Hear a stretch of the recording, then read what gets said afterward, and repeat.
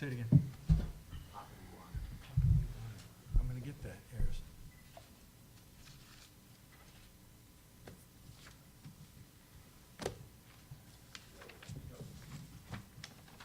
Good afternoon, everybody. Thank you for being here. It's a sad day for the Lyoya family because, like every other day since April 4, 2022, Peter, his wife, his children, and the kids, the babies of Patrick Lyoya have to wake up without him being in the world.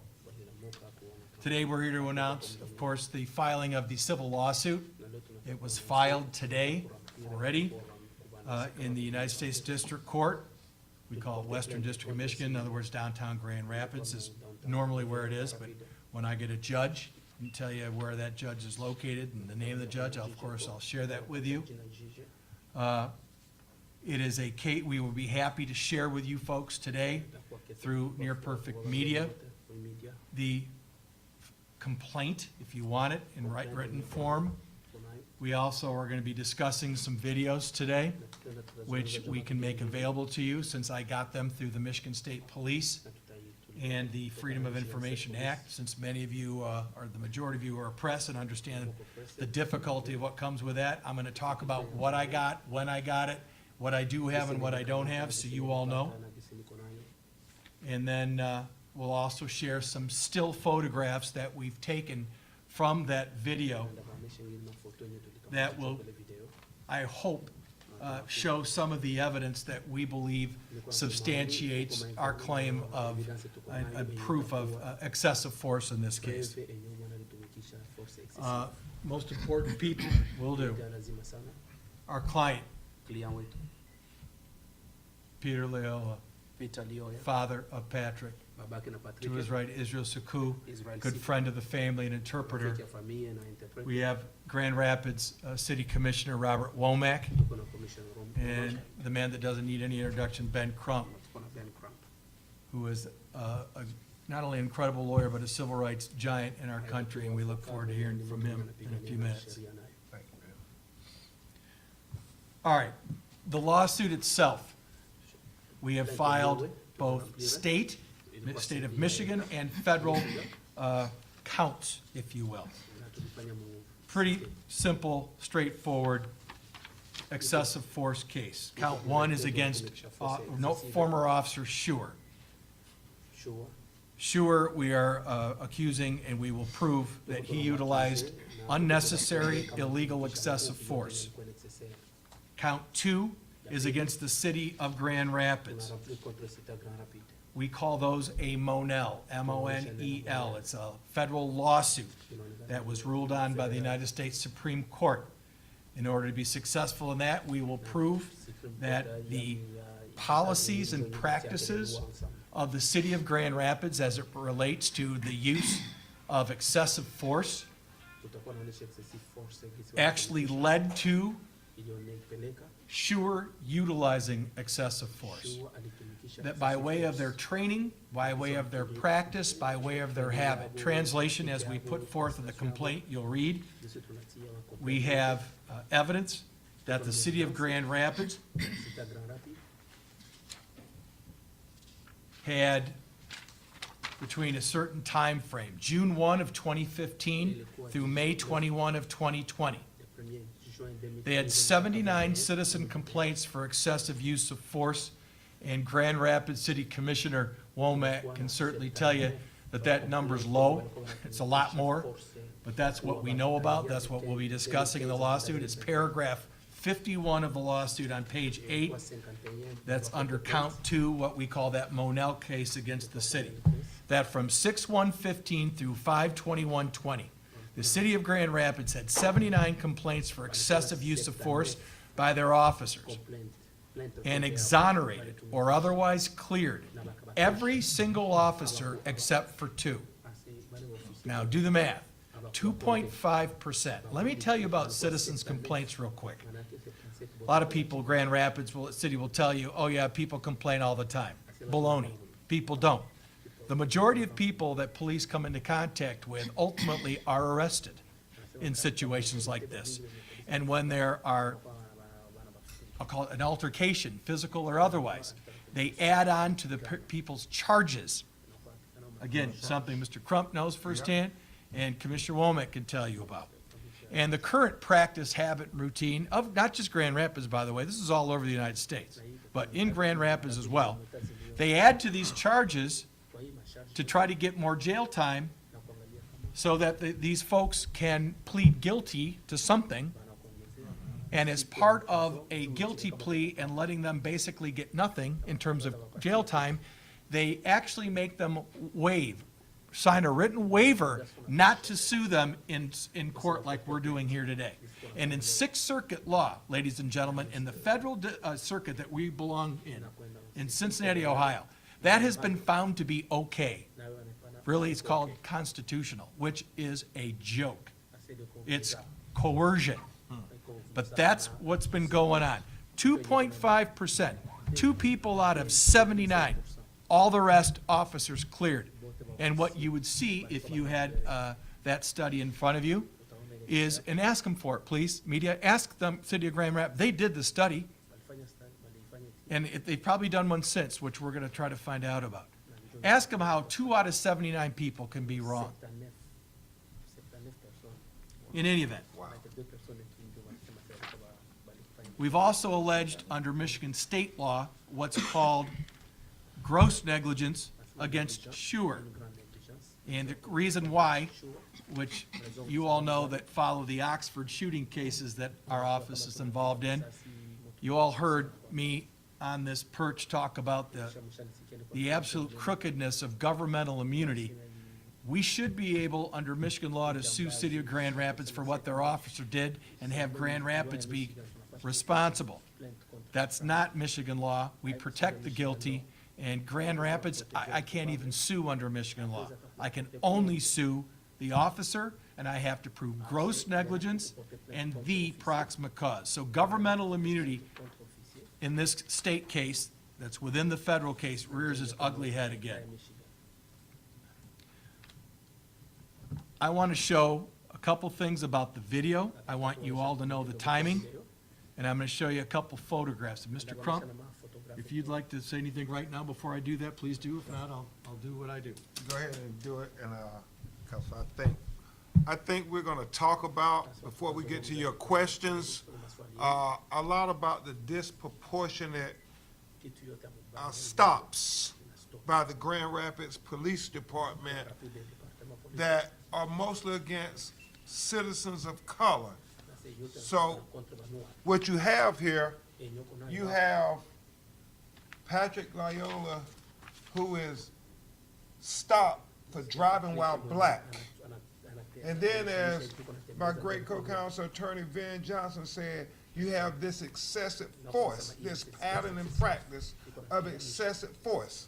So when you take driving while black plus excessive force, you end up with Patrick Lyoya being unjustly executed by this Grand Rapids police officer. And that is why we have to continue to speak truth to power and file this wrongful death lawsuit, because had it not been for Attorney Johnson and people like Commissioner Womack, they were just fine with sweeping it under the rug, because they had done it 79 times. What was the number? 79 citizen complaints, 2 substantiated are found to be correct. So when black people would complain, they were used to saying, it doesn't matter, it's insignificant, and just sweep it under the rug. And that's what they wanted to do with Patrick Lyoya. And that video was taken on that cell phone. But for that, you can only imagine what the narrative would have been. It would have been just like the other 79 people who complained to the Grand Rapids Police Department. So we'll have a lot of technical aspects to share with you through Attorney Johnson, and then we'll take some of the more societal questions, because just like Attorney Johnson said, it is not just a Grand Rapids issue. It is not just a Michigan issue. This is a issue all across America. Driving while black leading to the wrongful death of young people of color, especially black men like Patrick Lyoya. Count 2 in our complaint, page 9, folks. Look at paragraphs 56 and 57 because it exemplifies exactly what Ben was just saying. There was a study in April of 2017 that showed black drivers in the city of Grand Rapids, I should say cities, period, but I believe it was actually Grand Rapids itself, were more than twice as likely than white drivers to be stopped, even though that black folks make up only 14% of the city's population. The Michigan Department of Civil Rights, this is paragraph 57, page 9, has announced that they are investigating complaints of racial discrimination against Grand Rapids Police Department since that agency had received over 60 complaints related to racial profiling with disparate treatment from the Grand Rapids police officer. Again, when we get to Commissioner Womack's comments, he can certainly address those. Also, I want you to remember, please, here's a little bit of a timeline that I think bears mentioning. April 4, 2002 is the shooting death of Patrick Lyoya. He was criminally charged June 9. He wasn't terminated by the city of Grand Rapids until June 15. Let me repeat that. So from April 4, where it was known at the scene that he shot and killed Patrick Lyoya by shooting him in the back of the head. And he knew he was unarmed. Of course he knew he was unarmed. He was on top of him. Correct. He was not disciplined that we're aware of whatsoever. Sound familiar? Just like we mentioned. And then after he's criminally charged, they terminate him. Now, folks, I don't have any more information. In fact, you all may have more information about that at all, because City of Grand Rapids is talking boo about that. Now that we filed the lawsuit, as opposed to having Freedom of Information Act that you all are familiar with, I now got subpoena power and I got the ability to answer a lot more questions. But ask yourself why it was that they waited. Why didn't they come up and do the right thing from the very beginning and say, Officer Schuer, this is not how we trained you. Preliminary examination, you all know, October 27 and 28 this last fall. That following Monday, October 31, is when the judge bound him over into criminal court. Give you a couple more dates. Did anybody get me the date of the, thank you, Anthony. Appreciate you, brother. We obviously, folks, immediately upon Mr. Crump asking us to work with him, we immediately asked for the FOIA, submitted a FOIA request. So that would be somewhere late in April of 2022. We got the Michigan State Police report on July 13th. It was incredibly redacted, and I know I appreciate I'm talking to the press. Other folks may not know what it is. You all know. They redact, for example, Schuer made a written statement. They didn't give it to me. I lied. They did. Completely redacted. So I know it's his 3-page statement. Okay? But one thing you haven't been told. He wrote that statement after criminal defense counsel had already been hired for him and consulted with him. He made that statement after he met with the Michigan State Police and they shared with him the videos. What you need to know, perfect example, I tried a case in the city of Atlanta this last summer that we had a $100 million excessive force verdict. And the city of Atlanta's own records forbade the police officers from looking at their video before they made their own statements. And you all know why. Yep. I want to know what you say happened. I want to know what your memory was, and you put it down. In this case, Schuer had the benefit of what I just shared with you. By the way, we weren't given nothing, and I ask you, if this weren't a police officer, this is for, I wish we had criminal lawyers in here, because Steve Fishman, Mitch Rabitwer, and others would laugh at this. They don't get to go look at the videos within 2 weeks of the videos, y'all. They don't get to know what the status of the investigation is. That was because he's a police officer. All of that will come out in the civil case, but we already know that from the Michigan State Police report.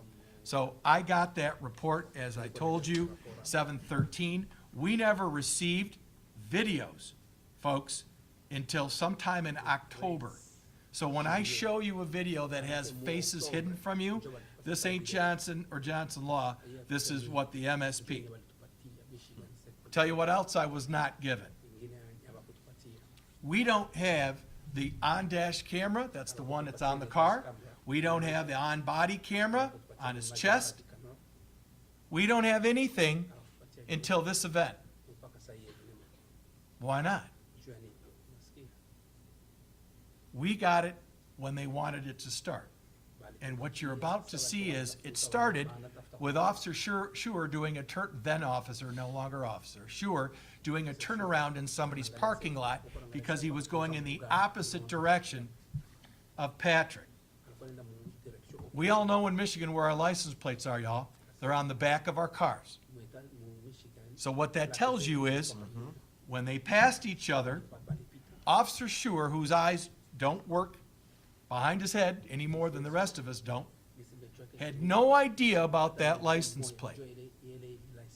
What we know from the MSP report, Michigan State Police report, is that Schuer's car, his patrol vehicle, did not have the LPR, the license plate reader. Some of you may not know this. A lot of, not all, but many patrol cars now have some type of a computerized camera system on the front and the back of their cars so they can zoom in on your and my license plate going down the street and pull you up and pull me up and see what's on our LIEN, L-I-E-N, background. So Do you hear me? he didn't have that. He didn't have it. So I'm gonna put it in layman's terms. It's a prima facie case of driving while black that most black people in America understand because we have to live it every day. What is that? You're driving down the street, the police come in the opposite direction from you. The police sees a black driver without anything else. They then make a U-turn. And we all know what that means when they make that U-turn, Ben.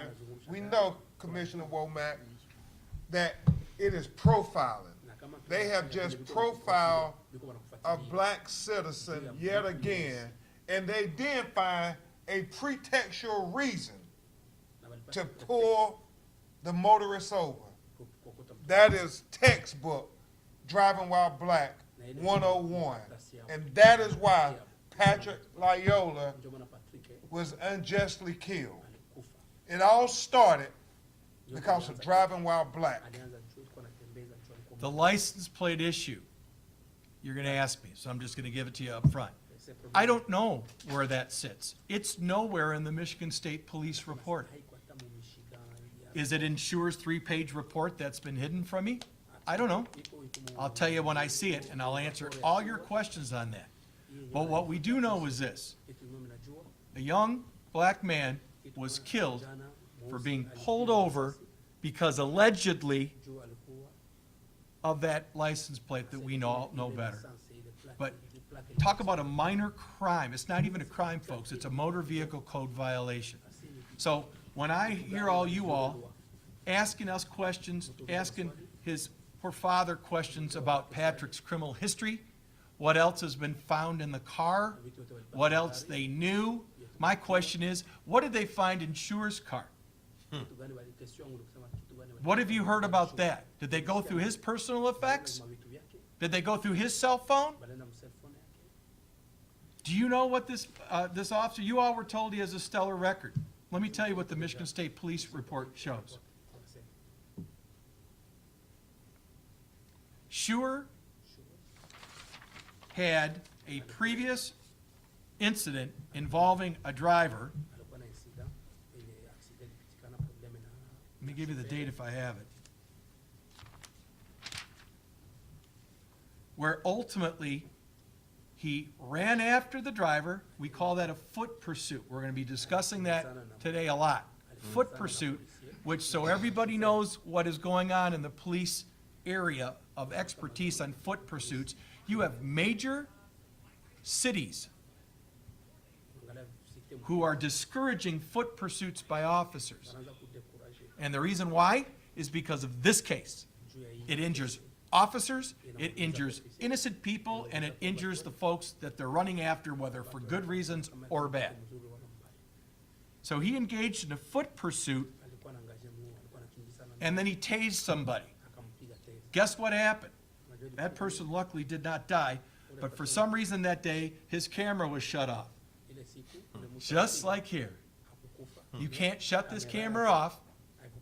In this particular case, it was determined by Axon, A-X-O-N, the camera manufacturer, got this from the Michigan State Police, that the Axon camera was turned off after it was being depressed for 4 seconds. So when you hear about that it was turned off because of a scuffle, boy, that's an interesting scuffle. That would hold down a button that's hard to hold down for 4 seconds. But wait to that deposition and I'll tell you a lot more. Something else you haven't been told. The Axon used to be Taser International, now called Axon, according to the Michigan State Police report, was sent to that company and it was evaluated.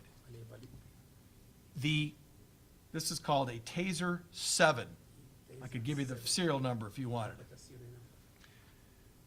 According to Axon, the maker of this taser, it shows that Officer Schuer, then officer, tried to taser Patrick twice. Twice. And I'm going to show it to you on the video. Why is that important? After 2 failed attempts, and neither way, Patrick had no probes in him at all. So what officers like Schuer are trained to know, and all of our experts, by the way, I have 2 what we call police misconduct experts, one from Michigan, one from Tallahassee, Florida. Both are national scope experts, and I have a taser expert that we hired yesterday, likewise from California, that deal with these cases every single day, and the majority of them are all, in fact, all 3 of these folks are highly decorated former police officers and usually captains and chiefs. What we're going to prove in this civil case, folks, is that there's only one person who was pulling that trigger of the taser, and that's Schuer. Once he tried to deploy twice and it didn't land a probe in my client, no more probes can come out of it. So he knew if Patrick had control of that, since that's what so many of you want to talk about, and we've got some pretty good answers for you. He knew that the only thing left available on that taser was the stun capability. I wish I had one here for you, which simply means if it's like a gun, if it's depressed against the skin and he pulls the trigger, it's still a shock. It's called pain control, I believe, off the top of my head. But it doesn't incapacitate. The only way it incapacitates is if the 2 taser probes are more than 4 inches apart.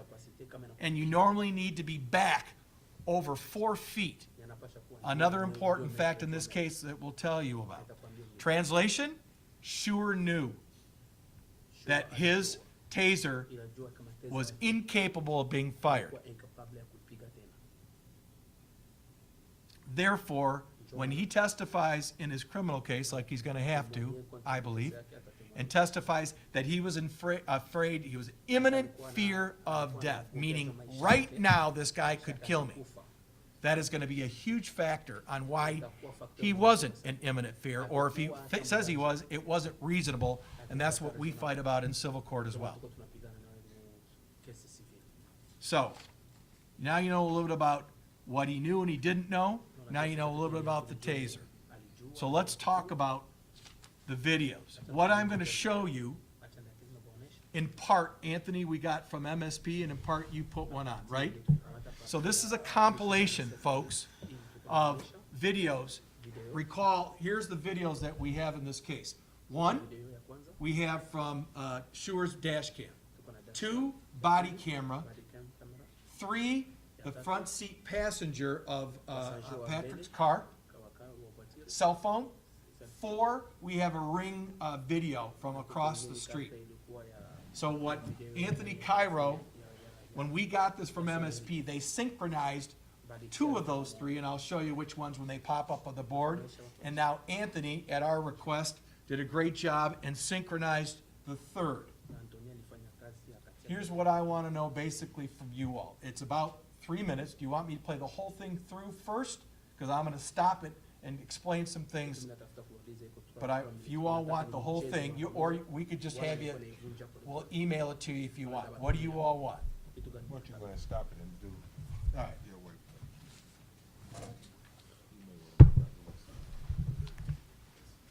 Peter, I'm sorry. Sorry that you have to see this. Peter's never seen this, so you know. Anthony, as we can tell, this is the body camera, so Shure has this on his body. Sorry, thank you. Can y'all hear me? All right. Go ahead, Anthony. Now, what you're going to find out, folks, this is, stop right there, please. This is the on-dash camera, right? The one that you all are pretty familiar with. It's right in the middle of the dash. You can see Shure is now turning around, and you're going to notice you hear no sound. And the reason why is because he didn't have his lights and sirens on. Translation, if he knew that this was an illegal license plate and had any other reason, you all know he'd flick the lights and or sirens on both. He didn't. That's why there's no sound. Translation, he was just going to go and follow him like Ben Crump told you. Racial profiling 101. A couple of brothers driving in Grand Rapids at 8:11 a.m. 8:11 a.m. on a Monday morning. Please don't forget this. Going through a residential community. Go. Stop. That's Shure's computer, right? Now, why would that be redacted? Because it would tell us what really happened. We would know what they were trying to do, what they were going, and so forth. And you'll see, even after they're behind Patrick's vehicle, and just so you all, Patrick bought this car, y'all. He bought this months before. This was Patrick's car. What I'll be able to tell you about in a few months is, do we have the full license plate? What was it? Did he do the right thing with the Secretary of State? But without question, as Peter would confirm, this was Patrick's car. He bought it used as is about 3 months before, but redacted. And this will be really important information, that computer later on, because that what tells you if he's looking for Patrick. He doesn't know Patrick from anybody on that day. Go. It could have been any citizen out there, any black citizen that he stopped for driving while black. Unfortunately, it happened to be Peter's son, Patrick Lyoya. Anthony?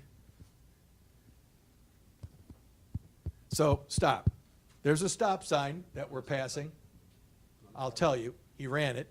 No lights, no sirens. You can't. Go ahead. You can't even see Peter's car yet, or Patrick's car yet. Stop. So the car further down the street now, right, is Patrick. Translation, the cop officer was speeding without lights, without sirens, breaking the law again to catch up to somebody who you all see is doing nothing wrong but going down the street and now making another right-hand turn. Go, please. Now he turns the corner. Patrick's doing nothing wrong. Stop. Now you can hear the audio. Why? He just flicked the lights on. He just turned the lights on. That's why you now have sound.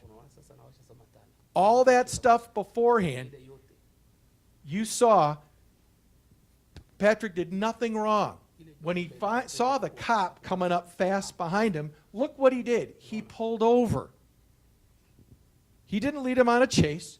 He pulled over, and now we're going to see the interaction, and a lot's been said about it. But what you're going to see, folks, is this.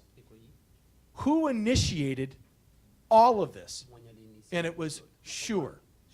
Who was in control of Shure to use his techniques of what we call de-escalation? And it really makes me angry when people laugh at that term. For years, cops have been able to escalate all they want to get away with it. That's no longer the case because the law says otherwise. Attorney Johnson. Sir. You know, I want to point out, it's so important what Attorney Johnson is demonstrating for you visually, because in this driving while black lawsuit that we're filing today for $100 million is the fact that it's pretextual. Everything is pretextual. Please remember that term. As Attorney Johnson said, he flicks on the light for the first time. The whole sequence of him coming the opposite way, seeing a young black man, then making the U-turn, he is coming up with a pretextual reason to stop this black driver, and that is driving while black. And so Ben Johnson is being the great lawyer he is. He's being technical. He's breaking down every aspect for you legally while we are going to be successful in this lawsuit. But just know, speaking in layman's terms for society, it is driving while black, and you have to see it for yourself. And that's why we're showing this video. So thank you so much, Ven, for breaking it down point by point. Now that you hear the video, excuse me, the audio, I'm going to do something unique for me. I'm going to shut up for a minute, and I'm going to take it all the way until Schuer gets out of the car because Patrick is out of the car. But I want to give you a tip. Listen to what Schuer's doing. The roads, he used Griggs and something. Commissioner Womack would be able to give me the other side street. But Griggs and something are the roadways, and he's starting to talk to his dispatch about the license plate. But he doesn't finish it because there's only 10 seconds. And that's when Patrick gets out of the car, and last time I knew, by the way, there's no law that says you can't get out of your car. Proper police training, and I'll give Schuer credit for this, they'd rather have him in the car. Why? It's called control. If you're in the car, unless you're driving away, it's less dangerous for the officer. So at least that part he did right. It's everything else he did pretty much after that. But listen to what he says, because he never gets an answer about the license plate or anything in the car. And what we can't see, because they've hidden the computer, is what, if anything, has come up in those 10 seconds on the computer. All I can tell you is my computer don't work that fast. Maybe yours do. But you get to use your own common sense about what information he had about this license plate. Go. And I'm going to stop it when he tells him to get back in the car. Nelson, North of Griggs, Everett King Paul, 9367, Dan Aldrich. Hey, stay in the car! Stop. He says, damn it, because he sees him getting out of the car, right? But you can hear he gave the address, and he started talking in numbers, which we'll find out in the lawsuit, and I'll share with you what it means. But we have no information about this tag, this license plate. Zero. It's all pretext. Go. Thank Stay you. in the car! Stay in the car! Get in the car! Dude, I'm stopping you. You have a license? Do you have a license? I'm stopping you. Do you have a license? Do you have a driver's license? Do you speak English? Stop. Do you speak English? I mean, sorry, folks. Do you speak English? Everything becomes important in a lawsuit. One of the things that's going to be really important is when you hear about what a great guy Schuer was, do you talk to people like this? That is so degrading and disrespectful. What's going to happen now, Patrick is going to say, what did I do? He's actually said it twice. He definitely has a heavy accent, but yes, he can speak English. It's not his first language, which was clear. So he asked him for his license. Go ahead, and then stop right after the license. Can I see your license? The plate doesn't belong on this car. Stop. That's at least the fourth time Patrick asked him, what did I do wrong? Now he comes up with a plate. Now, again, I don't have that answer for you. I wish I did. But all I can tell you is in the official Michigan State Police report, who was hired to do an investigation into this, there's no conclusion whatsoever that this was the wrong plate. And Attorney Johnson, what is very clear from the video is Patrick has no weapon. Unarmed. whatsoever. His pants are falling down off him. You can see his underwear. No weapon whatsoever. Go ahead. Do you have a license or no? Do you have a driver's license? Yes. Where is it at? It's in the car. Get it for me. The plate does not belong in this car. Get it for me. Sir, would you please get it for me? Get it for me.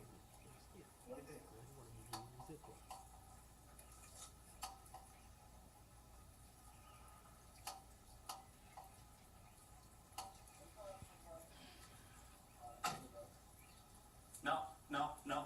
Stop. Stop. Put your hands Stop. up. Now, what was he doing? He shut the door. He didn't run. He was walking around the front of his car. Now, some of you say, well, he's trying to get away. Really? No, he was walking to get out of the street, probably to go on the passenger side of the car. We won't know. He's not here to defend himself. But the officer initiated physical contact by grabbing him with two hands from behind, spinning him around, and trying to handcuff him for a license plate. So here's what our experts will absolutely prove at the time of our civil trial. Right here, you have what Schuer will certainly call a non-compliant driver. He didn't get back in the car when I asked him to. He was delaying on his driver's license. Then he shut the door. He was walking away from me. Schuer now knows physical confrontation. Now, some of you think it's okay. That's sad to me. That's not what the law provides. The law provides a police officer is absolutely required to use as little force as possible. It's called a use of force continuum. It's called totality of circumstance. We could do it all day. If you don't have to put your hands on, then don't. And what our experts will talk about at this very moment, if not even before, is that Officer Schuer out, there's a passenger in the car. What does this training say about a passenger in the car? They'll all say, he might have a gun. Yeah, he might have a gun. So why would you start a physical confrontation with somebody that you now know and believe not to be armed when you got somebody else in the car? You're exposing yourself to danger. So he is defying his training. Our experts will prove right here that what he should have done is radio, which he's about to do in about 20 seconds when they start running. Give me back up right now. Go back to his car. You're going to hear me all day talk about distance, time. When he gives himself distance from my client, from the front seat passenger, everything else, he is safer. He, the officer, is safer.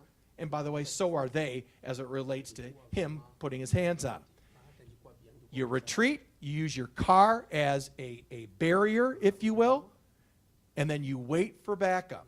It's 8 o'clock in the morning. It's daylight. You have the car. You have the front seat passenger. Keys are still in it. You don't need to engage. That's what de-escalation is all about. Go. Sorry, Ben.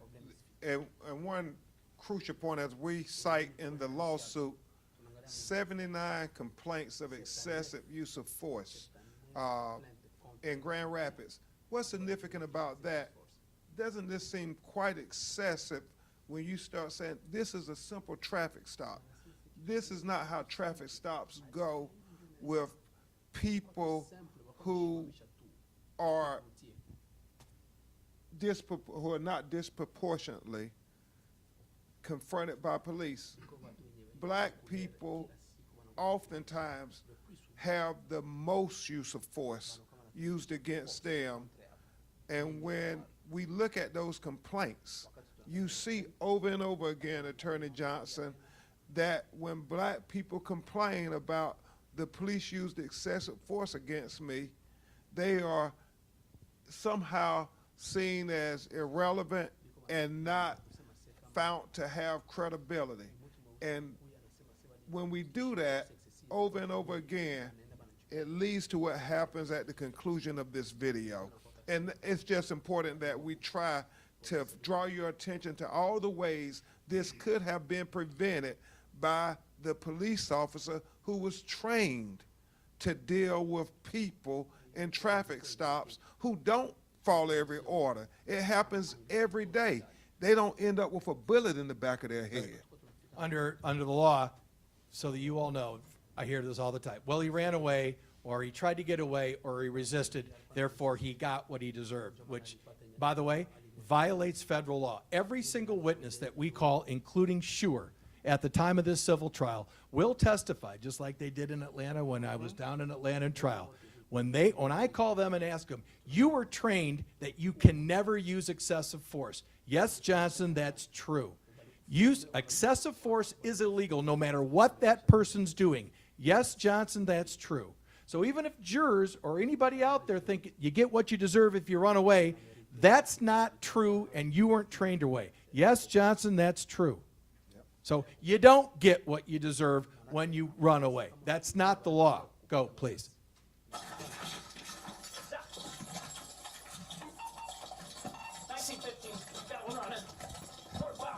Stop. Okay, 1950, we got a runner. Foot pursuit is now underway. That's what he called in, right? So what you just saw right there is he was trying to handcuff Patrick for what? Patrick clearly didn't want to be handcuffed, and then he did run around the back of the car. Now, all I know is Patrick, as you'll see, is barefoot. He's got his pants falling down his rear end. So I don't know who anybody else wants to, and by the way, in case you didn't know, former Officer Schuer was like the national champion in like the decathlon, okay? So talk about a superior athlete. This wasn't a close call. This was no race. So again, all these things get taken into consideration, but what you're gonna see and what you saw right there is you did not hear Patrick threaten the officer once. You did not see Patrick brandish, pull out a weapon of any kind. What you saw him doing is trying to just keep free of this officer's hands who's trying to hit him and take control of him, okay? We call it passive resistance. And that is such a vital point, because he tries to convince the public, I had to shoot this young man in the back of his head because I fear for my life.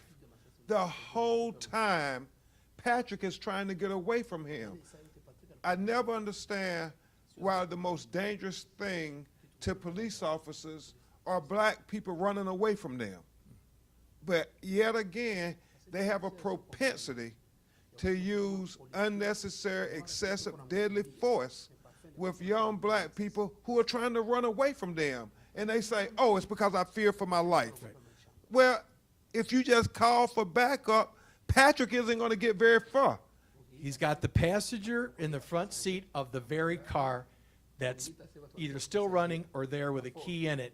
If Patrick wants to run barefoot in the middle of the rain at 8:11 on a Monday in a neighborhood With his pants falling with down. his pants, he ain't getting very far, y'all. Go. Thank you. Stop!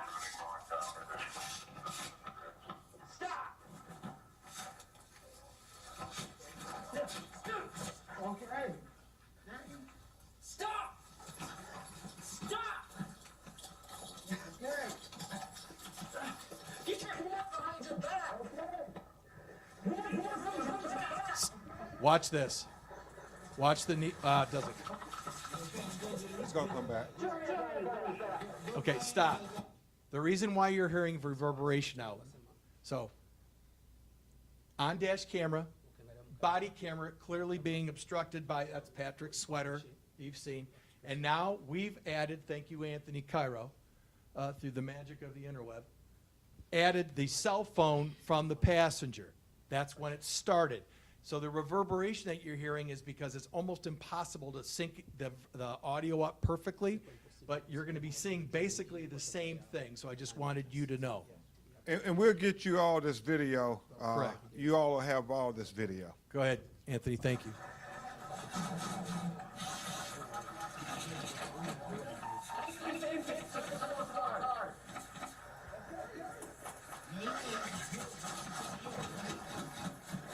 Okay, stop. What you're going to see in this sequence, so they've been on the ground now once, okay? So what a lot of people don't know is once the officer puts his hand on you, if he's too tired, like Schuer claims, and he was so afraid, of what? But if that's what he was, you can let him go here and create distance and space to take a break, to wait for backup. And he can do what he wants. But what I want you folks to pay attention to here is, where is Patrick doing anything to hurt Schuer until Schuer tries to take him on the ground? Okay? He's standing here with him, not even trying to get out of the hold. What you're going to see is when they get past the sidewalk, Schuer's going to start kicking him again. On the other video that we have, you'd be able to see how Schuer just drilled him about 4 or 5 times with his knee and his hand and head on his head. But at this point, what you're going to see is he's standing there until Schuer kicks him again at his legs to try to take him down to the ground. Then you're going to see Patrick resist.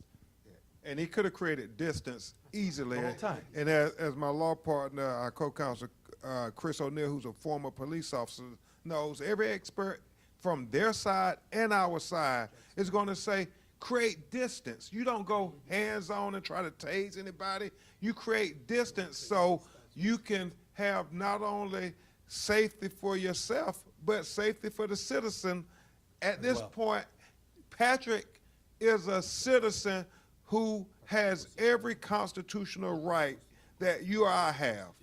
I mean, and that officer cannot treat him as if he's not a citizen. He has to give him his constitutional rights as well. Good.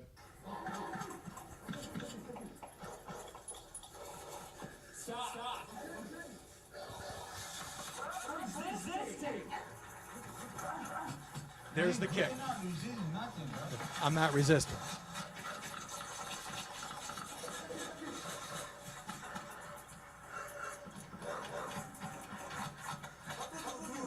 Stop.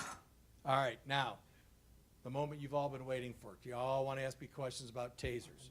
Okay? We have some still photographs I'm going to show you later. And what you need to know about tasers, it hasn't been deployed yet. Remember, you get 2 deployments. You're going to hear it. It's coming up. And you're going to always hear how Patrick was trying to take the taser away. That's what they kept saying. You will never hear those words out of Schuer's mouth the whole time. Stop touching the taser. Stop touching the taser, as opposed to stop trying to take it away from me. What you're going to see Patrick do is he's going to deflect it because he knows that it's being pointed at him and it's going to hurt. This is a huge violation by Officer Schuer, former officer. Why?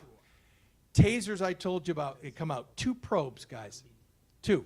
But the distance need to be inches apart in order to make it neuromuscular incapacitations, what they call knock you down, where you go down in a heap because your muscles literally freeze and you fall basically straight down to the ground.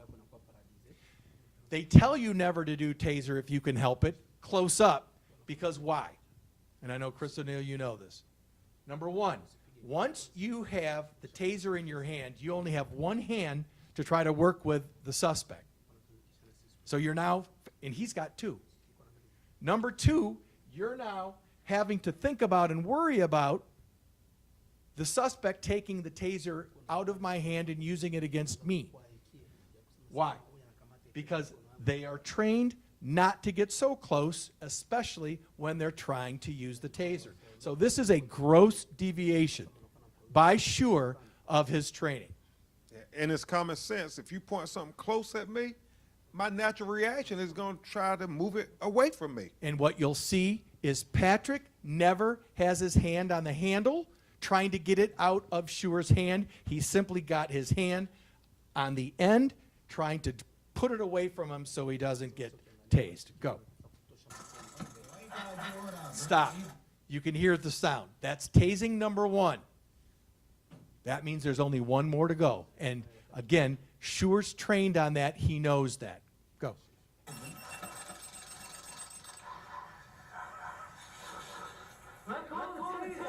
Stop. Let go of the taser. Not like, don't you take that from me. Let go of the taser. He's literally trying to keep it away from his body. But notice, Schuer's on top of him, and the taser gets pointed to the ground. That's going to become very important in a minute. Go.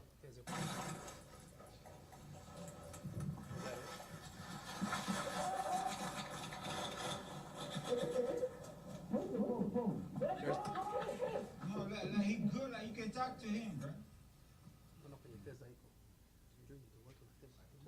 Okay, did you hear it? In the other video, which I could show you, I wish we had more time, you hear a pop. And a lot of people that hear that other video without being synced, it sounds like a gunshot. What happened was the taser, as I'll show you in our photographs in a minute, the second time that the taser was deployed, trigger pulled. By who? By Shure. He was the only one with his finger on the trigger. It shot straight down into the ground. But you hear a popping sound because the doors apparently didn't open because the doors were blocked by the wet ground because it was pointed and it was actually in the mud and dirt. I told you about that Axon investigation, the people that make this. I'll show you these photographs. The second time, that's why their determination, they told the Michigan State Police, they said, Shure tried to tase Patrick twice. That just happened right there. Shure now knows by his training, by the way, that it doesn't work anymore. And here's what else the Axon people told the Michigan State Police, that because it was shoved in the dirt, it short-circuited. And what that means is it was absolutely incapable of working. Now, Shure may not have known that, you say. Okay, fine. But he still knew that he tried to deploy it twice. He's 0 for 2, and therefore the only thing that's even possible is the stun capability, which therefore is a lesser, where you go up to the person like I showed you. So there's your second deployment. Go. Okay, now, this, of course, is the cell phone for the passenger. It's not the best. Like he good, bro. Like, can you talk to him like good? Like, can you? Yeah. Stop grabbing him like that. It's the passenger. Now he good like bro. Yo, you hit him too. You hit him too.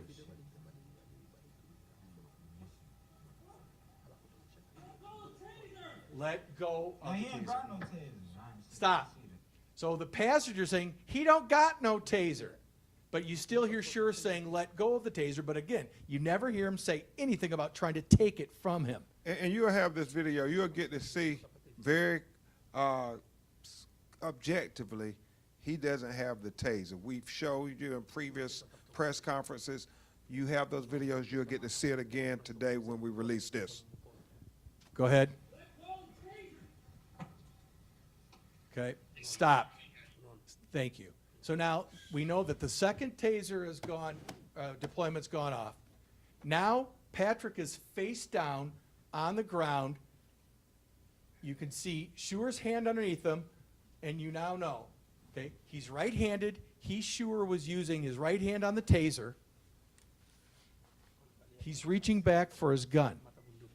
So some people out there will say he took the taser away. You can't see what he did. And what he did was he knew the taser was basically useless. And sadly and unfortunately and contrary to his training, he now pulls with his right hand his firearm, and you all know what happened after that. But notice Patrick is face down, and I'll tell you why that's important in a second. Go.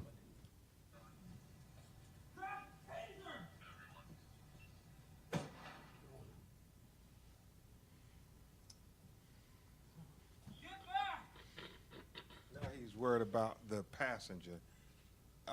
You hear the experts talk about why that's so dangerous. He didn't know who. His back to the passenger. Yeah, he didn't know who was in this car. Everything he did was not only violate policy, but he put himself in danger that he was trained not to do. So when he then says, let go of the taser, clearly says that. Now, did he have the taser or not? I can't see it. I don't know.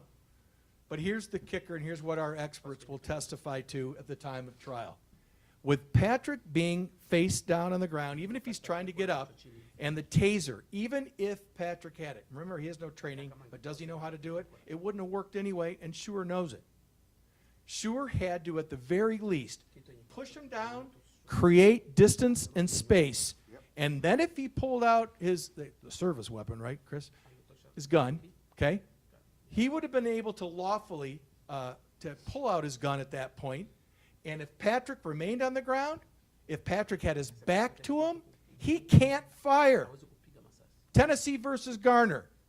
It's a U.S. Supreme Court case. You cannot shoot a fleeing felon. That even assumes that he's a felon, but we'll fight about that with the lawyers. But a fleeing felon, you can't shoot somebody in the back simply because they're running away. He would not be able to shoot. And what he would then be able to do is do something that he'd violated training twice in the taser. Notice you never heard taser, taser, taser. You've all seen these stories. They got to warn. Policy, they're trained to use warn for taser, and there's a good reason for that. Under federal law, okay, you have to give someone a warning if feasible, if possible, which clearly was possible here, before you shoot them dead. So in this case, not only is our client still on the ground, he's not pointing the taser at Shure when Shure, blows his head off. Sorry, Peter. Excessive force. And for him, Shure, to claim that he was in reasonable fear of somebody who's on the ground, even if they have a taser that doesn't work, is a complete lie. Finish, please. You know, and it's very, we're trying to be respectful, but he knows we have to make the case. That's the only way his family has a chance at justice. A traffic stop, you should not be sentenced to death for a traffic stop. At the worst, this was a tag violation. Why did this officer feel he had to engage with this type of force for a tag violation? And I submit to you a pretextual tag violation.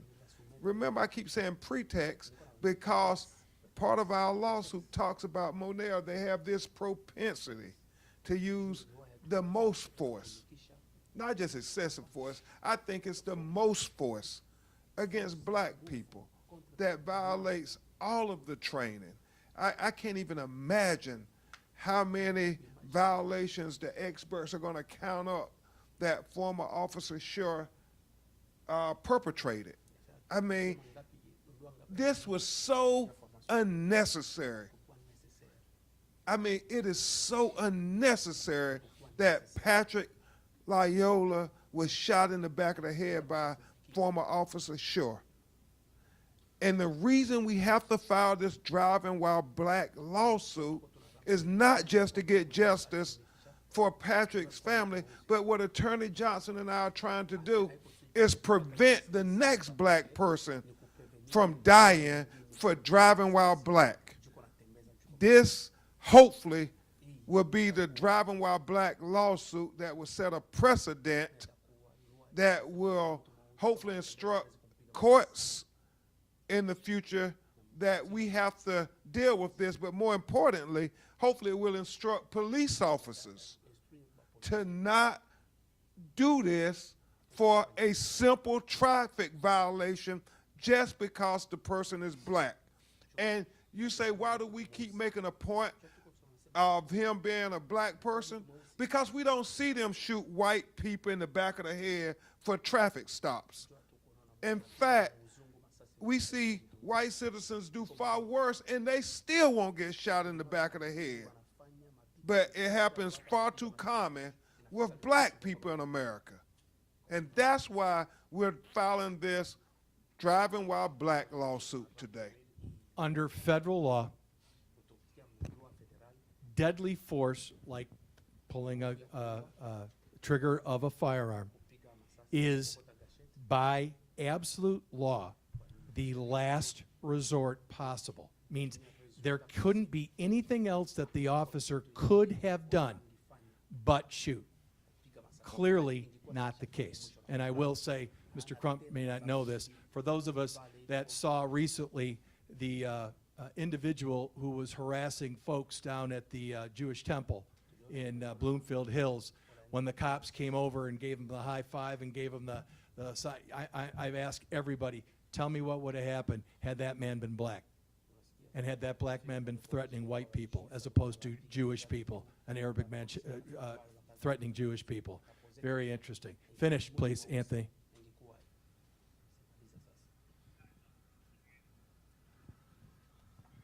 Get back!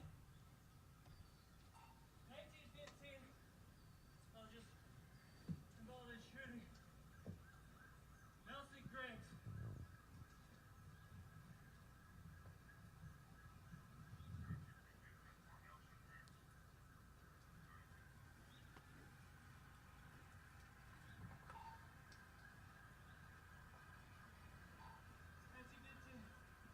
And Nelson. Nelson Griggs on 4. Now, that's the end of it. Why? Why is that the end of what I had? You don't think it would be important to find out what happened over the next 15 minutes to a half hour? That's got to be on tape? Okay? What's really important in civil and criminal cases is what somebody who's involved says afterwards. You didn't hear him say, he said, officer involved shooting. I've been involved in a shooting. The guy was pointing a taser at me. The guy was threatening me. You heard nothing. Interesting, because the first words out of somebody's mouth, if somebody's doing something to you where you feel threatened for your life, you're going to say, the guy was trying to kill me. I had no choice. Something. But officer involved shooting. Gunshot wound, sorry, back right of the head. And what you're going to find out, ladies and gentlemen, is you can't name another police case. And you all know I do this stuff and have been doing it for almost 36 years. This guy probably even longer than me all across the United States. You're not going to be able to find where an officer shot somebody in the back of the head at point blank range without that person having a gun. And I will say this, and thank you, Attorney Johnson. Before we sit down, because I think as they ask questions, they may want to revisit the video. You all, we have to draw emphasis to why this lawsuit is important. Not just in Grand Rapids, not just in Michigan, but it's important because you have a dozen traffic stops that if we call names, hashtags, you would know them because black people end up dead as a result. Terrence Crutcher, Oklahoma, walking away with his hands up, shot in the back. You know, Anthony Hill, Columbus, Ohio. I mean, it's repeatedly these traffic stops end up deadly for black people.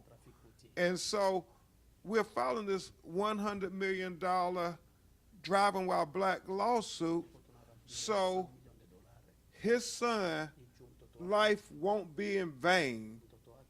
But more importantly, we want it to be a deterrent for the next officer who pulls a black motorist somewhere right now in America not to use excessive force. Ben, I guarantee you, there's somewhere in America right now, it's going to happen today. A police officer is going to pull over a black motorist. And if that motorist in any way questions, why are you profiling me? It could end up like Patrick. Because oftentimes when people, not just black people, when you feel you're being unreasonably detained, you feel as an American citizen, you can question the police. You can question, why are you violating my constitutional rights? That's what Patrick was doing. How many, 3 times, Ben? What did I do? And the officer should be able to de-escalate the situation by talking with the citizen. But that is not what happens oftentimes when it's black citizens. It's we do the most. It's not just excessive, it's the most. What is the most? Getting a bullet to the back of your head. I'm going to be very quick in these photos because we reviewed this, but Anthony, start with 5632. We will make these accessible to everybody. This is now during the first tasing event, 5632, And you can see this is when Schuer, how close he is. So he's so close, he's not going to get the spread of his probes, right? This is a violation of his training. And watch what happens. Go ahead to 5638, please. Patrick, look. 5642, please. He has his hand on the front of this. He's not trying to take this away. He's trying to block it. 5672. That's Schuer's hand on the trigger, clearly in control of the gun, with Patrick trying to, if you will, push it out of, notice his body's back, so that he's not getting tased. Look at the barefoot. He's not going very far. 5674, same thing. 5756. Okay. Schuer, the taser's upside down. Patrick, if you will, trying to push it and move it. You never, go one more. 5761. Schuer in control, the gun, has his finger, Patrick on the side, and you never once hear Schuer at any time during that say, stop trying to take the gun from me. And any of you have ever seen these videos, sadly as much as Ben and I have, okay? One of the very things you always hear when somebody tries to take a weapon away from the police officer, they repeat it over and over again. Stop trying to take my weapon. Weapon. He's trying to take my weapon. Yep. He does that for a reason, or she, okay? Because it can, depending on the circumstances, I'm not saying that here, it could certainly lead to other things and other things to discuss. Here's the second part. Go to, I don't have numbers on this, Anthony, this is just 1 and 2. All right, I told you that the taser on deployment number 2, that Axon, not Johnson, Axon, the people that made it, inspected and told the Michigan State Police that the second time it was deployed, this is the end of it. That's an evidence sticker, number 5. Go ahead, look all the dirt.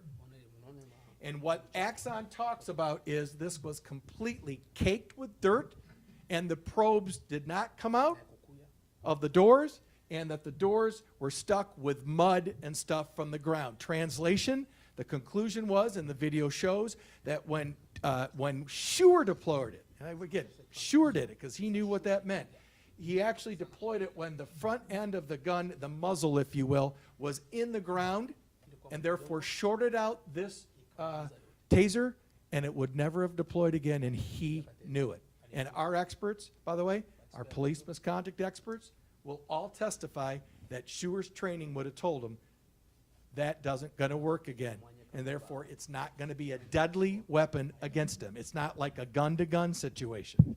So those photos, if you want them, will be made. Sorry that it took so long. I thought it was really important. You guys have been asking me. You've been very patient, but because of the delay of all the evidence in this case, that fact that it's a FOIA and not a subpoena, it took longer than I wanted. I apologize. And before we take questions, let's give Mr. Lyoya an opportunity just to make a brief comment.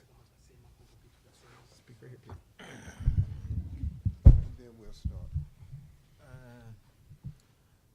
Mie ni babake ya Patrick Lyoya. I'm Patrick's father. Kwa gisi mnajua Patrick aliuawa mwezi ya 4 The way that you know that Patrick was killed on April 4th, na saa 2 ya usubuhi. it was 8 in the morning. Basi kweli tangu hiyo muda Patrick aliuawa kama yeye ni mtoto wangu wa kwanza kijana. Truly, since that time when Patrick was killed, because he's my firstborn son, Mpaka leo hii till today, si familia yote haijajisikia kama kweli kuko maisha ya kuishi. Until now, the family feel like there's no important to live here in America. Ya buchungu inaendelea katikati yetu, na labda ninaweza nikapoteza maisha juu ya huyo mtoto wangu. The pain is so deep, the bitterness is so deep to the point that I can even lose my life every time when I think about my son, for my son leaving us. Bo, kwa maajabu nilikuwa najua kama kutokezea kifo cha Patrick huyu polisi criminal kama ataadhibiwa, atafungiwa. What was so interesting, that amazing to me, that after Patrick was shot, I thought that this officer, Schuer, the criminal will be arrested. lakini kwa maajabu mpaka sasa hivi iko nyumbani kwake, anaishi na mke wake na watoto wake, lakini Patrick kwa leo iko chini ya udongo, amezikwa. Amazingly, that the man is still free, is at home with his wife and his children, and my son is buried, and Patrick is dead. Lakini I want you to know, ninaweza nikamshukuru avocat Ben Crump. I want to say thank you to the lawyer, attorney Ben Crump, na mwenzake Johnson, and his partner Ven Johnson, attorney Ven Johnson, na commission, and the commissioner Robert, kwa kazi ambayo wanaendelea kufanya, and the work that they're still doing. Sikukuwa najua kama ninaweza nikakutana wazazi kama hao wa kunisaidia. I didn't know that I can ever meet people, parents like them, to help me. Najua kama hawanga kuwa wao, I know that if it was not for them, kama Patrick amesaulika lote. if it was not for them, Patrick was going to be forgotten. Na washukuru sana kwa kazi wanaendelea kufanya juu ya kuendelea kufuatilia juu nipate justice ya Patrick.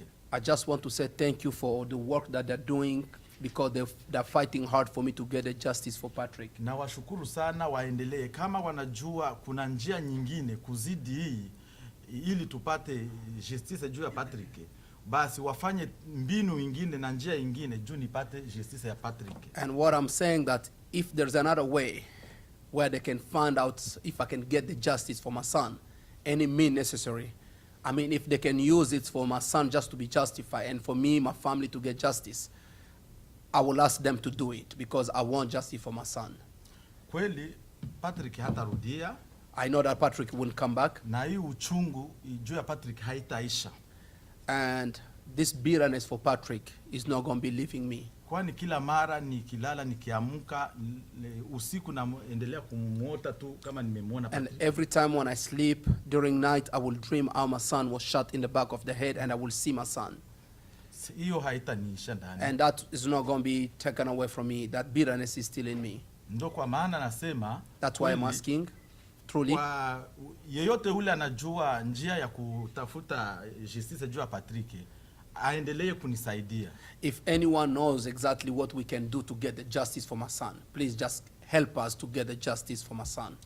Hii inaumiza sana, isikuwe kwangu tu, kwani Patrick akipata justice atakuwa amezuia mtu mwingine kesho asitendewe unyama kama gisi Patrick ameuawa kama nyama. Say this is hurt, but I don't want it just to happen to me, but I don't want else to happen to other parents.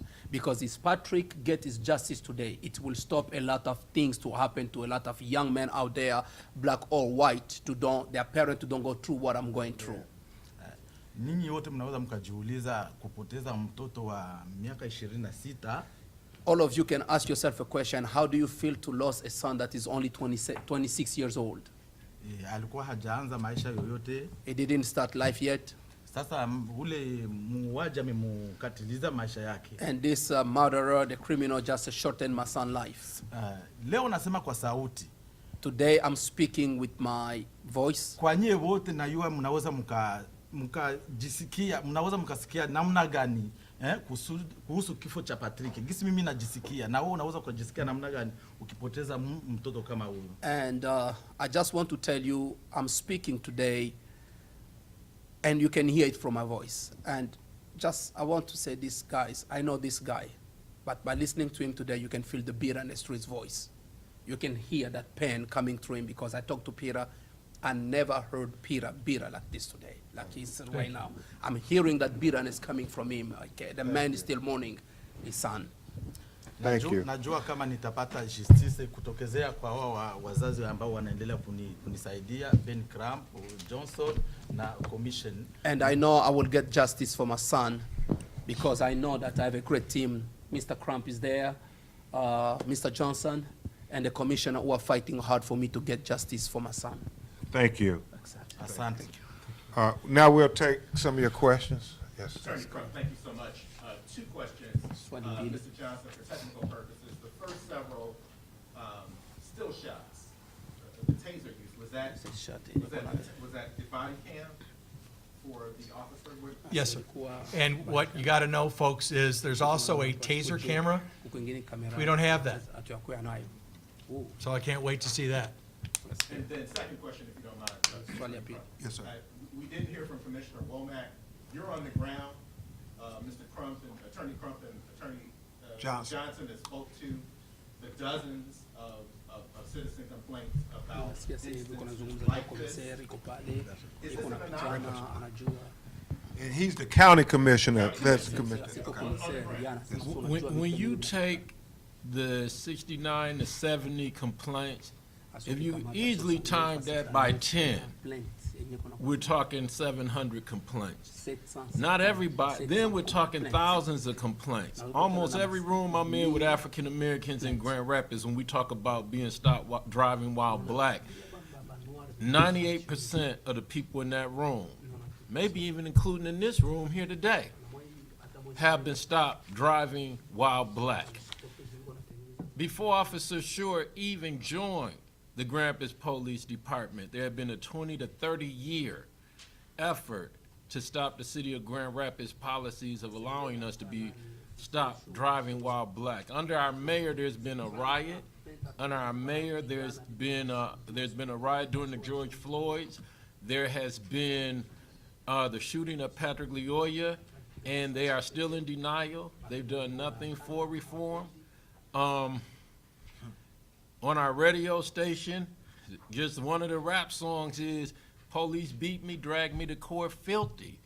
Took it to Internal Affairs came back, officer not guilty. I don't know about rich people, but for us poor folks, Internal Affairs is a joke.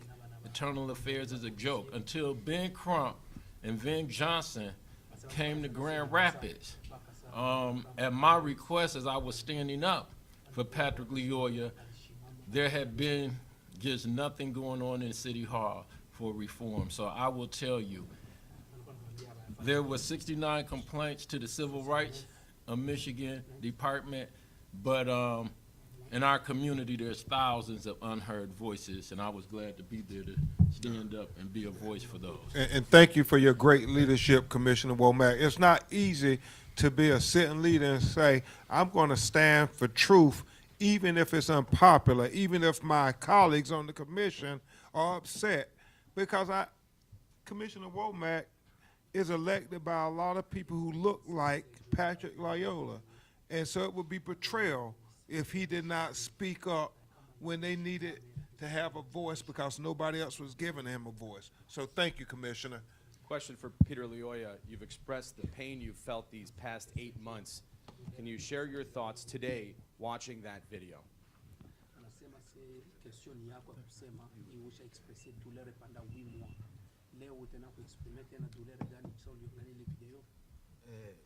Mie naweza nikasema What I can say, ni Mungu tu na ni roho ya kianaume. it's God only and it's the heart of a man. Hivi vyenye niko naendelea kuona, The what I'm seeing right now, yani inanirudisha kwa ile tarehe 4 wakati nimeona gisi Patrick ameuawa. it bring me back on the 4th of April to see how my son was killed. Na cha ajabu kenye mimi nimeendelea kusikia, roho yangu inaumia. And the worst pain that I'm feeling right now, my heart is broken.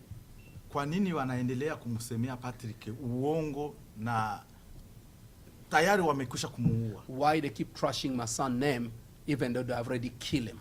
Wanaenda That is hurting me. kumutukanisha kwenye mitandao na walisha kumuua. They Kwa nini come waseme to trash uongo? out his name, his reputation, when they have already killed my son. Why are they still lying against my son? Ile inaniumiza sana. That is really hurting me. Inaumiza ndugu yake. And it hurt his brother, his relative.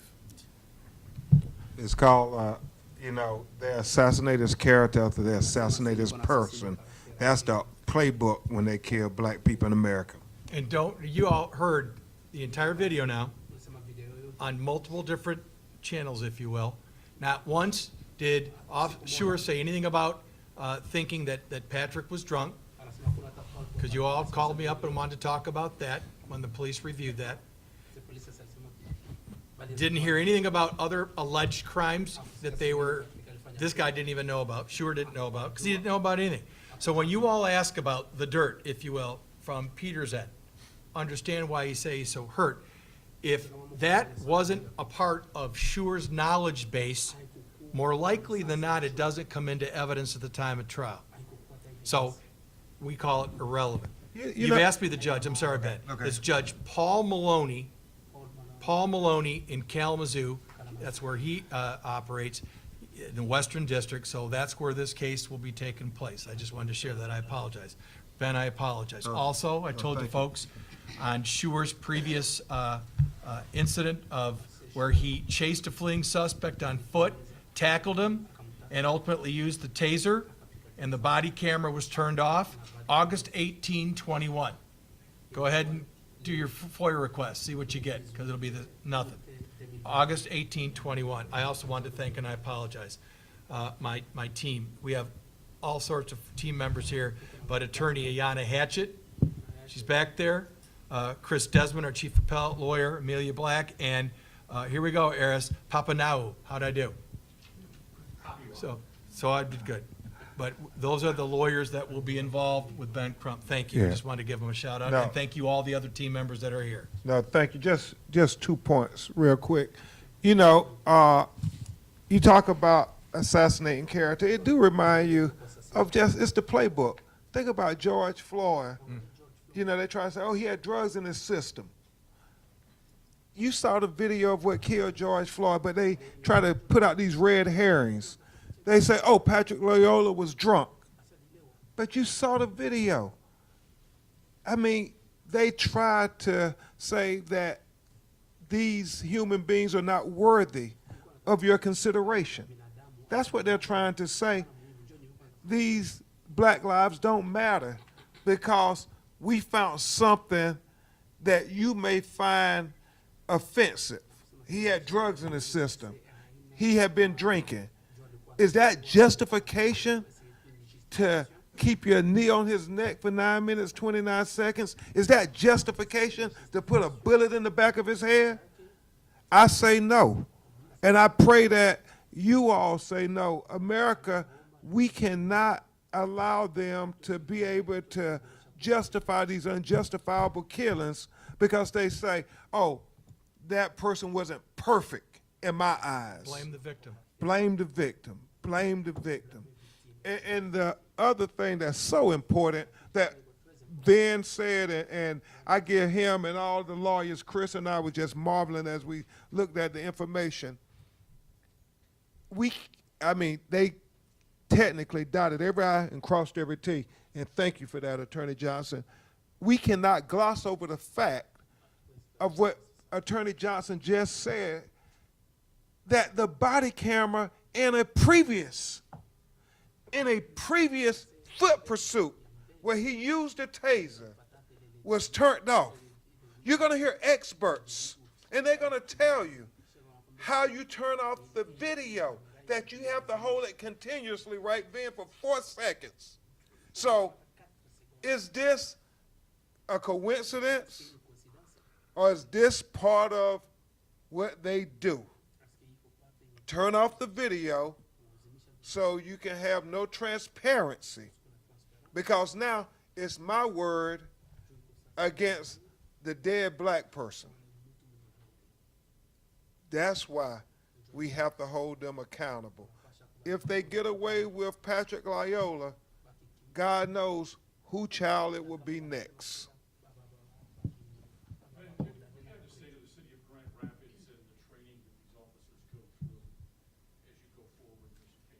Well, what we're going to be looking at primarily, Rod, is the wording of their policies and procedures, that they're written. So that's one of the things that our police experts will actually write. And what's really interesting, guys, is if any of you covered, some of you I know did, the preliminary examination hearing of the criminal, City of Grand Rapids, who remember, never fired this guy until after the prosecutor charged him. City did nothing. He was on administrative leave, probably with pay, if I recall correctly, until the county prosecutor charged him. City of Grand Rapids had a police officer come into court, Rod, and actually testify that everything that we trained him, he did right.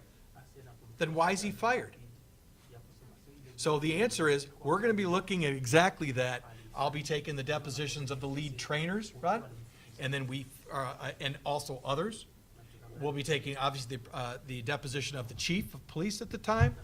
And then we're gonna go through all these past other incidents that I told you about, the 79. That was just a study that I told you. It's been a couple years since. So the light shines bright on the city of Grand Rapids and see exactly what they've been doing and what they haven't been doing about, one, racial profiling, but especially pulling over black drivers and people of color, and two, the use of excessive force, because the other piece of that, y'all, when you only have 2 out of 79 that actually are substantiated, now what do you think the discipline was for those 2? And I can tell you about one of them because I have that case. After the BLM riots in Grand Rapids, my client was shot by a munition, by a long gun munition that's not supposed to be shot at people, and it's not supposed to be shot anywhere near a person because it can kill him. It hit him. His name is Sean Hart, H-A-R-T. That officer that did that, and they found that he used excessive force in that case, y'all. Hart versus City of Grand Rapids. Look it up. It's still in court, in federal court, for Judge Jane Beckering in the United States District Court. That officer was given 3 days off. He absolutely shot my client, we say for no reason whatsoever. They found him. Grand Rapids found him to use excessive force, gave him 3 days. What message, Rod Maloney, does that send to we call them the lion, everybody else? Go ahead, y'all. Do what you need to do. We'll take care of it. Why did it take the county prosecutor to take action against this officer instead of the city of Grand Rapids? And I'll talk about George Floyd. Look what happened there. Look at people from the police department that came forward and said, no, this is wrong. From the mayor's office, more importantly, Keith Ellis, a Detroit gentleman, thank God he's there, right? Attorney General, he stepped up big time. But people came forward and said it's wrong. And that's one of the biggest problems we have here. And why I gave you all the dates. Look at how long this has taken, and I don't even have all the answers yet. There's something wrong. Freedom of information. Of what information? The stuff that they choose to give us. Sorry. I apologize to you. Nice to see you. How are you? No problem. Good. So I do have 2 questions. My first question is, there is a criminal case going on right now. Yes. How will this civil case, if at all, impact the criminal case and vice versa? Happens all the time. Usually doesn't impact it much at all. I will not be able to take, or Ben and I will not be able to take the deposition of Officer Schuer while criminal charges are pending or until the resolution or the end of that proceeding. Everything else, as far as I'm concerned, it has no impact on it whatsoever. From the perspective of the African American community, what the civil case does in the criminal proceeding, even though that's completely controlled by the prosecutors, it keeps attention on them. Because we know, as Mr. Lyoya said, if we don't bring attention, they sweep this under the rug. Just another dead black man killed by the police. It happens constantly in America. But let's give Chris Becker, the Kent County prosecutor, a bit of a shout out, y'all, because in Michigan it's pretty unprecedented. It happens a couple times. Kim Worthy, great job in Detroit, and others, but he did a great job. He stepped up and he charged the officer. No, and certainly, but what we're saying, what we're trying to do now, think about it. If we weren't doing this lawsuit, nobody would be talking about Patrick Lyoya. He is the only people who will be talking about his existence on this earth would be his family. And we have to continue to say their life matters. And so hopefully you and the press will continue to write about it, because we all have a role to play in this struggle for justice and equality, as Dr. King said. We all have a role to play. Okay, and I also wanted to go back to the statement that Schuer made with MSP. Yes. Did he make a statement initially to the police department, like right after this incident happened? Typically, the answer is no. The union steward for the police union gets involved, usually an attorney, and they say no statement. Here, of course, as you now know, he had criminal defense attorneys involved, And so I can't tell you the date of his statement because it's hidden, it's redacted in what I have. But what I do know is it was produced to the MSP 9 to 11 days after the shooting. So clearly there's a delay. Normally, don't forget, police reports are done when, y'all? Same day. Okay? So they give them time and they give them resources to people who we all know. Come on. Y'all blame, like, folks lawyer up. Well, that's exactly what they did. And they always get to. And any other criminal defendant, as I told you, would never have that ability at all. They wouldn't meet with the lawyer for the criminal defendant, but for him being a cop. So, and MSP, you said gave or showed him the video evidence. Yes. That Right. showed his lawyers is what the report says. I don't know if they showed Sure, but I know that they showed his lawyers. Well, what do you think they did? Now, did they get a copy of it? Did they share it with him? But, you know, Why do you think MSP would do that? Why would they show his attorneys? Let me say this to you, because I've You go spoken first, with, I'm gonna say something. I've spoken with Trooper Turbergen, who has been very kind to the family, reached out to me on multiple occasions. Let me just say, I think he would, we'll talk to him in a deposition one day. You don't do that with anybody else unless they're an officer. They get treated differently. Some would argue that they should be, okay? I would argue when it comes to homicide investigations, they should be treated equally with other people. And other people would disagree with me. But the answer is because he was a police officer. What it really is it's a farce on society. It's a farce on society. So we pay all these dollars, these tax dollars, for video cameras so we can have transparency. So then when the public demands to see the video, they say, oh, you can't see the video because it's a pending investigation. Well, why did we pay all the money for these body cameras if you're not going to let us see the video? But you know who get to see the video? It's the police. They get to see the video oftentimes to prepare their statements. And that's part of the farce. Don't we want them to tell the truth without seeing the video of what happened? And then we can try to match up the video and see if it purports to their testimony. But the farce is, let's don't let the public see the video. Let's show the killer cops the video before they make statements. How is that being fair? How is that being just to the people? And we have to continue to speak truth to power and call them out on that every chance we get. Because if we don't, they just keep getting away with murdering black people and brown people unjustly. If Patrick were alive and got into an altercation and had his cell phone, they would arrest him. They would take his cell phone, and then they would ask to speak to him without a lawyer, and then he has the choice, do I ask for a lawyer or not? They would never give him his cell phone back. Hey, do you want to look at the video first? Before you make your And statement? then let us know what happened? From an investigatory standpoint, whether you're a cop or a lawyer, we do the same thing in what if I'm doing a deposition or a trial, I ask the witness, tell me what you remember. I don't show them the video first. They tell me that first. It's called independent recollection, interesting, and then I go to the video. But so it's 101. It's so obvious. And again, please understand. I want to make sure y'all don't misquote me. Trubergen, I'm not saying that he was crooked. I'm not giving any other than the truth. The truth is, it happened this way because Shure is a police officer, and the shooting was in the line of duty. Plain and simple, no other explanation. I hope I answered your question. Any more questions? Yeah. Hey, thanks for. Okay, we'll make the answers shorter. Sure. Sorry. So I just wanted to make sure when we're talking about like the relief that comes out of a case like this, does the federal court have the ability to make a policy directive to address some No. of these kinds of concerns that you've highlighted? No. So in terms of like what comes out of this case, is it strictly a monetary kind of thing, and is there a top floor to where that might be? Okay. It's easy. Go. You want to go? Yeah, I just say this. It's so important you have people like Commissioner Womack here because they are the policy makers.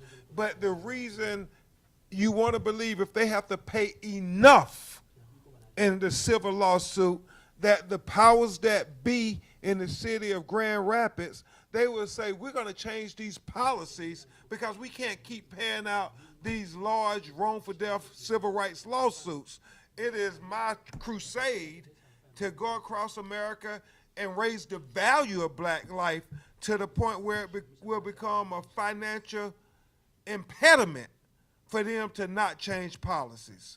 And hopefully with Patrick Lyoya, what Ven and I are going to try to do is make sure we get a high verdict so it will send a message that you all got to change these policies so we won't have any more foot pursuits with cameras being turned off. We won't have driving while black detentions every day, and we won't have 79 citizens complaining and nobody does nothing about it.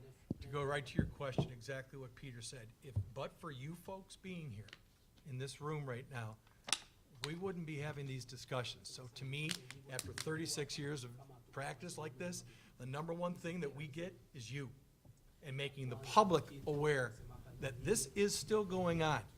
Until George Floyd, you all, I think we can admit this, I hope, forgive me, for the white people in the room, white America didn't believe there was a problem. Are you joking? Some people still deny it. All he had to do was comply. That's where they go. So until we keep talking about this and showing. So I believe personally that by having a public vetting, a real investigation out there for everybody to see, that's when we can step forward and hopefully learn from our mistakes. That's got to translate into policies and procedures. And it's not just the policies and procedures in writing. It's the stuff in the back rooms that they say to these cops when they get caught. I see some head shaking out there. I know you know what I'm talking about. When they get caught, you don't give them a slap on the wrist. You are no longer employed. City of Grand Rapids does not want you. Sorry. Go on to some place. And hopefully, make sure that's public. You all need to know also, as part of agreements, we're going to find out what was the agreement Patrick Lyoya has with the City of Grand Rapids. Because there's going to be something in writing because he didn't contest it. Okay? Did he get anything? Did he get his pension? Did he get a confidential agreement where they're not going to be able to go on, when he goes on to the next municipality, they're not going to be able to find out about it? A lot of times, Ben, I know we find these folks end up other places, and guess what happens? Keep doing it. Any other questions? I want to make one last statement. Any questions from Zoom? Commissioner Womack? Yes, and I just want to say that this is bigger than Christopher Shore. This has been going on way before Christopher Shore, but we just want to make sure that after this incident with Christopher Shore, this doesn't continue.